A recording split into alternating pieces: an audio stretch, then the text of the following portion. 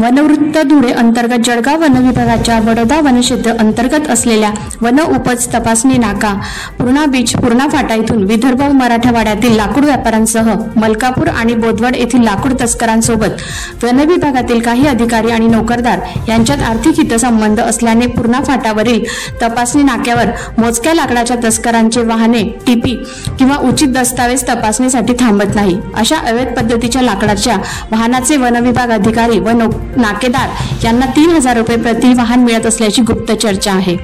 या बाबतीतील काही पुरावे दाखल व्हिडिओ त्याचप्रमाणे लाकूड व्यापारी आणि नाकेदार यांचे mobile audio clip DFO RFO यांना पाठवली असून वन विभागातील अशा भ्रष्ट अधिकारी व नाकेदार यांच्यावर वन विभाग काही कारवाई करते का याकडे जिल्ह्याचे लक्ष लागून आहे। पोलीस राऊंड न्यूजचे ब्युरो चीफ विनोद बेलदार मुक्ताईनगर यांचा रिपोर्ट।